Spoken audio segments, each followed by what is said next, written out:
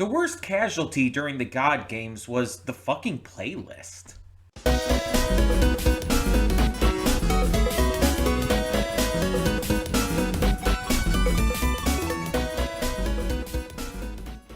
Hey everyone, welcome to Princess Gay. I'm your host Connie, and today we are here with my blind reaction to the Vengeance Saga of Epic the Musical. And it's the second to last saga for the entire thing, because after this there's only the Ithaca Saga.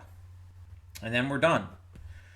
So, what was I talking about in the cold open there? Well, I've talked before how I've been using this specific playlist for which animatics to use. It had the entire musical in it, and I've been using it as just a guide because there's a bunch of different animatics for each song, so I've just been going with that. Well, I went to bring that up and it's just gone. I don't know if the channel that made that playlist was taken down. I don't know if the person who made that channel for some reason took down the playlist. I don't know. But either way, the playlist is gone. YouTube just says it doesn't exist. So, I had to find a different playlist. It's not that big of a deal. There's other playlists that show like the entire thing and just have different animatics. So it's not that big of a deal.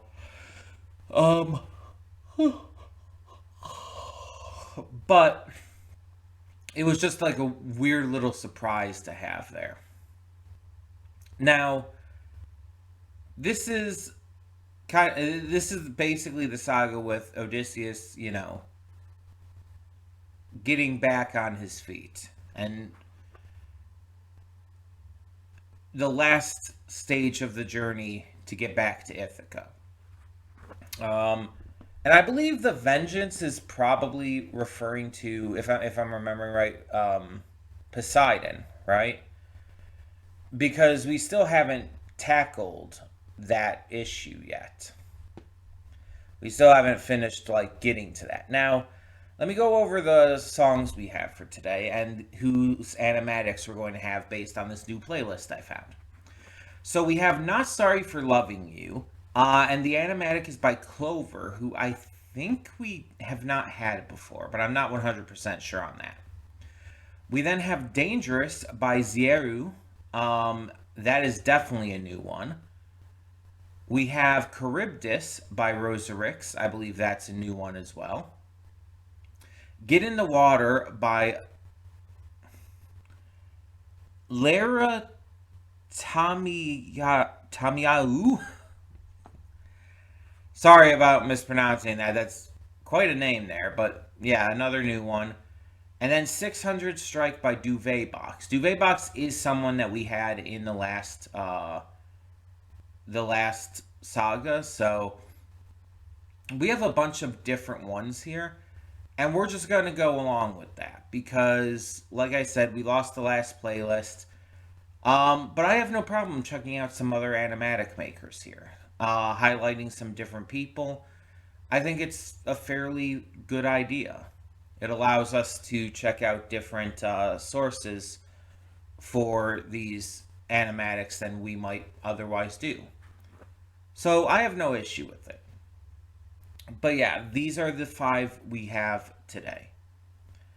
And I'm excited to see what we have in store because, again, this is kind of one of those parts of the story that I don't remember as much as others.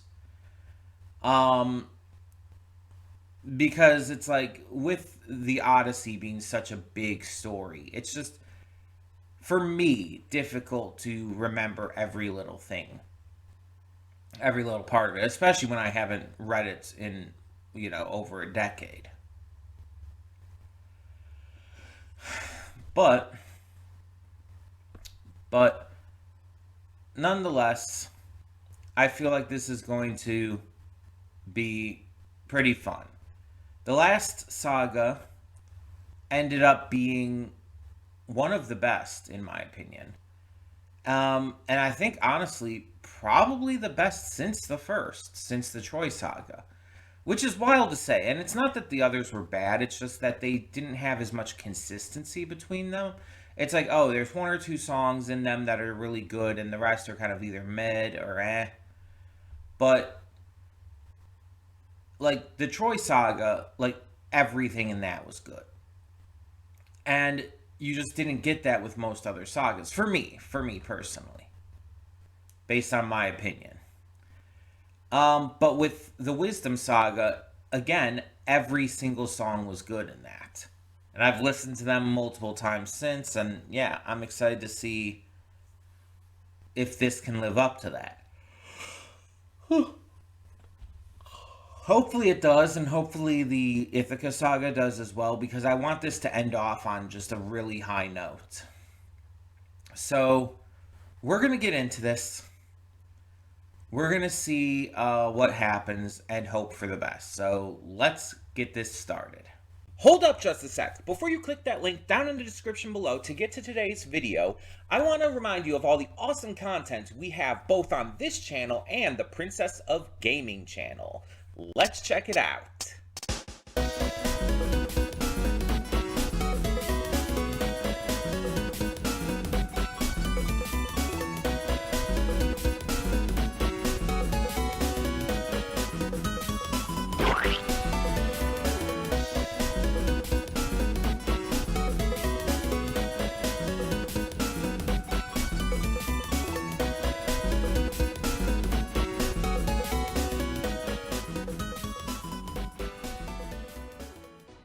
And we are back, and we'll begin with spoilers in 3, 2, 1, now.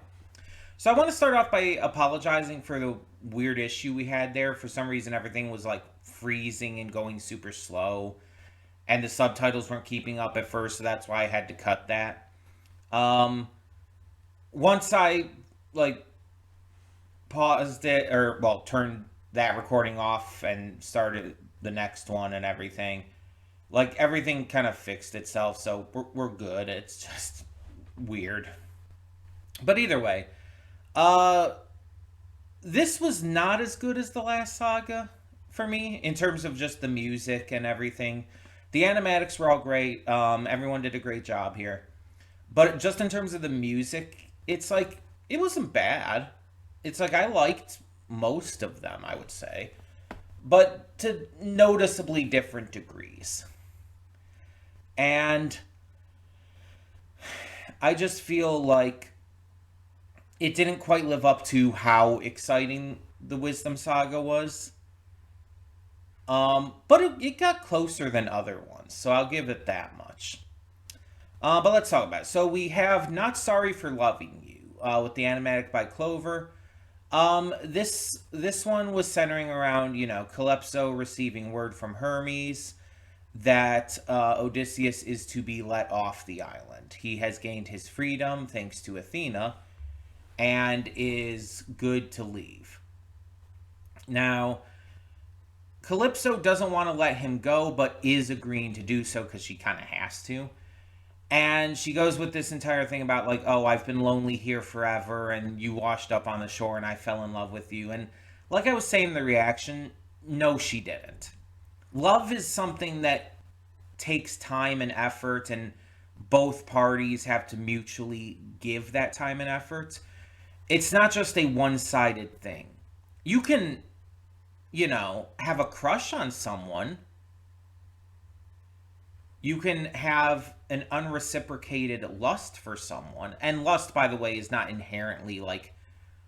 People think of lust, they think of it as a bad thing, or think of it like fully like carnal and heavily sexual, but it's just like, lust is basically just love without love. It's basically just like, oh, you desire someone based off of, the way they look or the feeling you get when you're around them. That's not love, that's lust. It's desiring to be with them based off of lesser reasonings. So Calypso absolutely was more lusting after him because she was lonely. She had been lonely all this time, however long it actually was. And so the first person she sees after all this time, she's of course going to like desire that. And so she tried and tried to get with Odysseus, but he refused. And so, like, she sees it as this unrequited, unreciprocated love because she doesn't know better as to what love is. Love is what Odysseus has chosen not to do in this case. Love is Odysseus pining over his wife still. That's love. Because there is, time that built into that. There is effort that both sides put into that. And we even know that Penelope is still holding strong in that regard too, refusing suitors and waiting for her husband to come home. So we know it's mutual. um, but yeah, it's one of those things where, like I said in the reaction, maybe it's because I haven't read the actual story in over a decade. Maybe it's because like of how little we've gotten through these songs and stuff. But I don't really feel bad for Calypso here. I just, eh. Like I don't hate her like I hate other characters, but I don't feel bad for her either. I'm not really like supporting her. But next up we had Dangerous with the Animatic by Zieru. Um, and this is the aftermath of Odysseus like building the raft and heading out. He is met by he's met once again by Hermes, who he finds out is the one who delivered the message, obviously. And Hermes does tell him that it's like, I'm not the one who got you free. I just, I'm just the messenger. He doesn't tell him that it was Athena, though, interestingly enough. But he does tell him it's like, this is your last chance to get home to Ithaca. Follow these rules and you'll get back. And so Odysseus is like, yeah, okay, I will do that. I'm being given this one last chance. I'm going to stick to it. And, like, at first he seems to, but we know what happens, and we'll get to that. But, yeah. This is probably, just in terms of the song, my favorite of this saga. And, like, I don't know if Jorge just like wanted to give extra effort to the Hermes songs, but they're like both of them now have been two of my favorite in this entire musical. Or maybe it's just my kind of music compared to others in this musical. Because it's like I just like the sound of it better. I just like how the rhythm, the sound, the other musical terms that I don't know. It's just I don't know how else to put it. Just to me, it sounds better than a lot of the others. I also just really love Hermes' voice, so there's that too. I think that his voice, the singer, the VA for him, is just one of the best in this. And that's saying something because the entire cast in this is phenomenal. But it's just like his really stands out to me. But yeah, I really like Dangerous. The third one we had though was Charybdis, and this one is centered around Odysseus fighting the sea monster Charybdis, who creates the whirlpools to drag in prey and whatnot. Um, a lot of people, when talking about Charybdis, also mention Scylla from previously in the musical slash Odyssey. Scylla and Charybdis are often like referred to by the duo of their names because they're both sea monsters, but they're also very different. And Odysseus's mindset and focus while fighting them is different to the point where he doesn't fight Scylla. He basically just, like, offers a tribute of his own men and escapes otherwise. But here with Charybdis, he actually does more. He actually chooses to fight, at least to a point, before moving on. To fight and then to escape, to do what he has to. Like, he doesn't, like, defeat Charybdis, but he's able to do more because his mindset is better. He's in a place like, I am so close to getting home. I need to just get through this one last test. But when he fought Scylla, he had no hope. He was already, like, mentally broken and, like, fucked up. He had dedicated himself to this dark mindset because he felt like he had to after the underworld. In order to have any chance of getting home, he had to, like, basically take away all his mercy. And his mindset in this entire saga is very different than that, because he's kind of, like, learned from that mistake. And he still goes harder than he did, like, in the early parts of the Odyssey, but he's definitely not as fucked up as he was for that time there. But after Charybdis is, escaped and everything, he sees the shores of Ithaca, and of course, that is when Poseidon makes his return. We have Get in the Water with the animatic by, once again, Laria Timiao, however it's pronounced. I apologize, but Get in the Water was another good one, like, with callbacks to other songs, but also, like, kind of Poseidon's last big hurrah. And this one just was not as good as Ruthlessness by any means. Ruthlessness was something special in terms of the music. It was so exciting, so intense. It had such a great sound to it. This is good, but not on the same level by any means. We have Poseidon giving Odysseus an ultimatum. Get in the water, let me kill you as vengeance, hence the Vengeance Saga, for what you did, and then these past 10 years of you escaping me.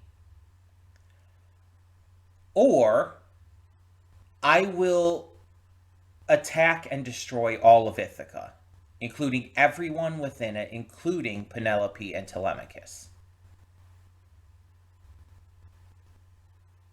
He's just like Zeus had, and just like kind of like everyone has been doing towards Odysseus in this.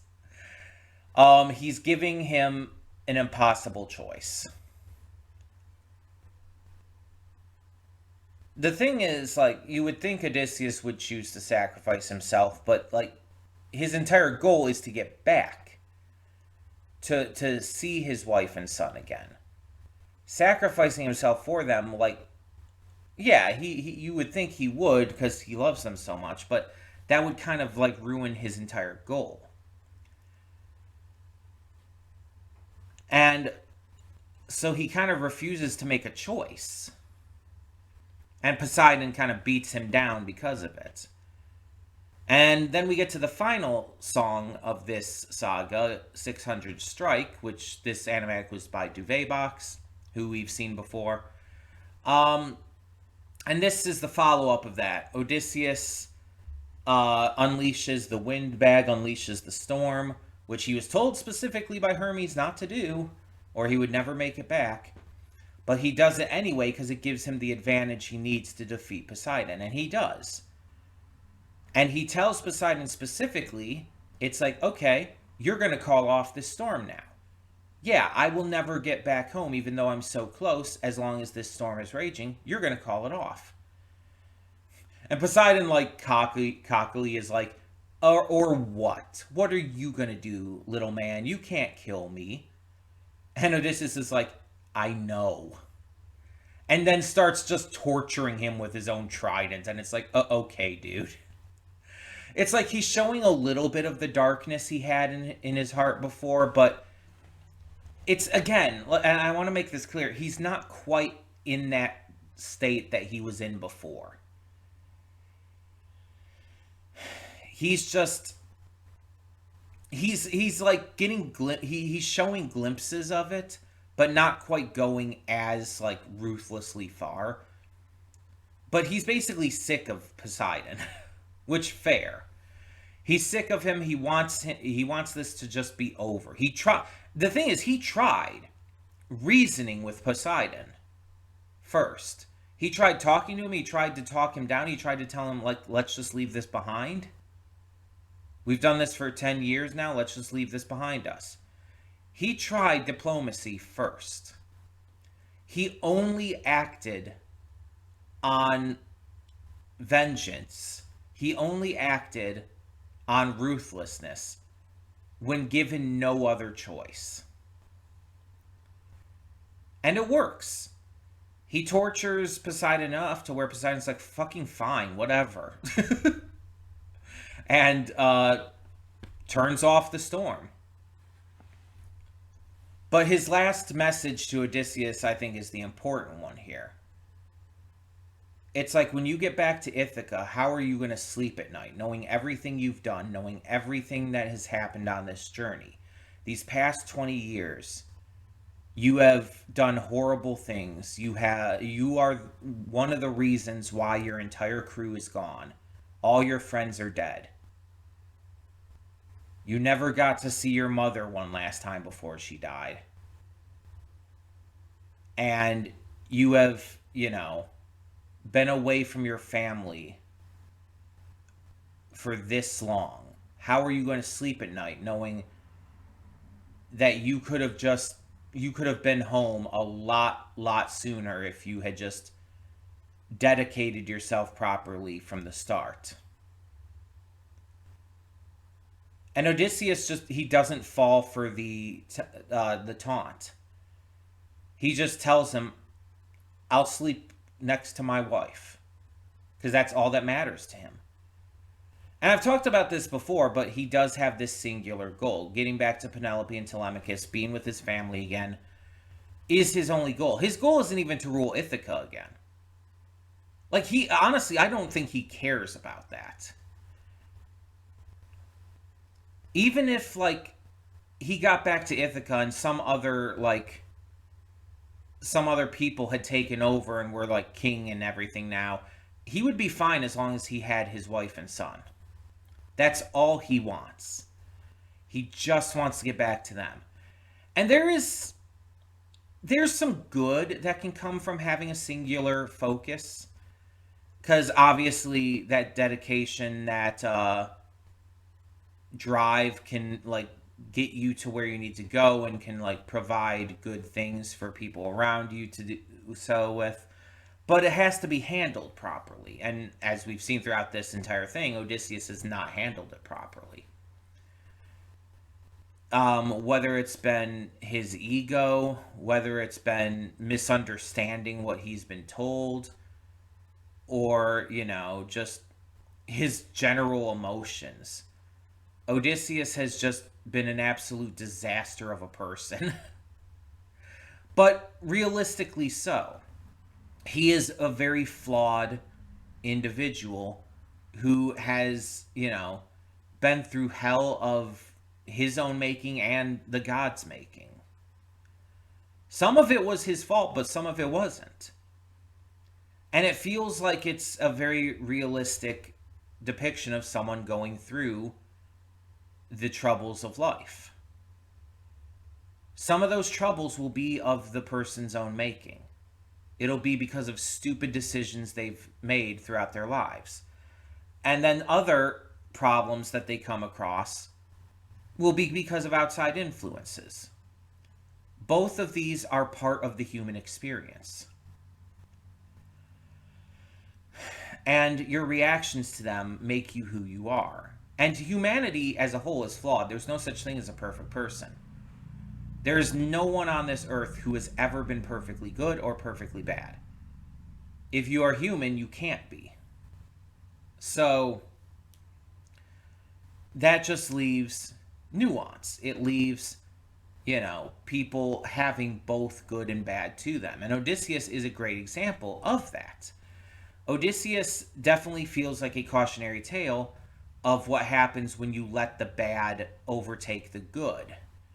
When you let the outside influences influence your affection on your life. And so on and so forth. Because Odysseus is not an entirely bad person by any means. But he's also not entirely good.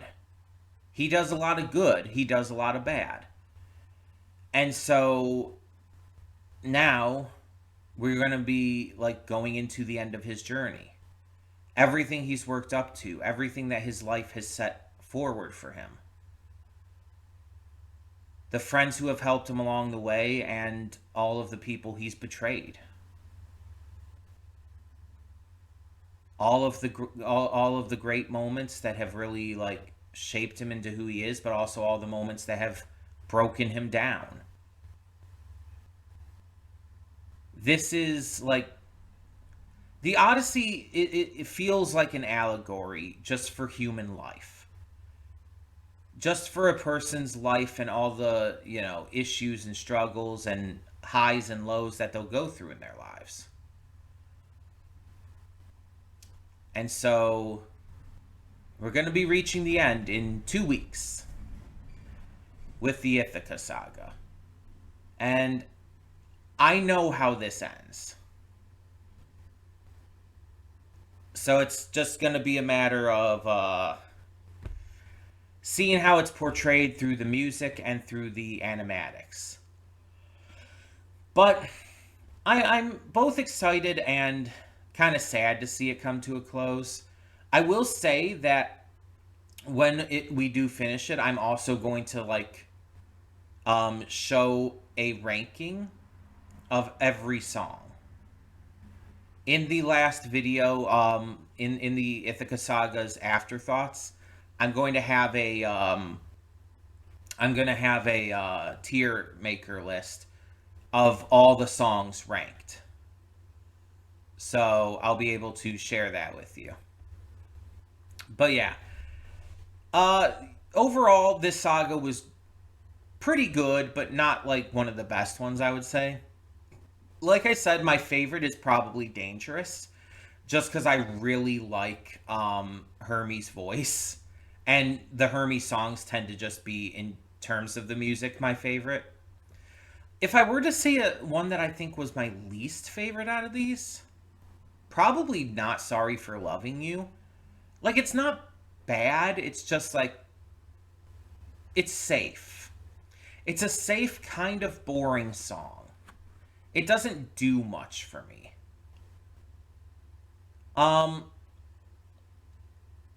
Yeah, I would probably say that's my least favorite out of this set. But tell me in the comments below, what did you think of the Vengeance Saga, and what do you think is your favorite song of this saga? Which one did you like the most? Which one did you like the least? Let me know. And thank you so much for tuning in. Once again, we will be finishing this out with the Ithaca Saga in about 2 weeks. So for now, leave your thoughts down in the comments below. I'm Connie, and I'm signing off. See y'all next time.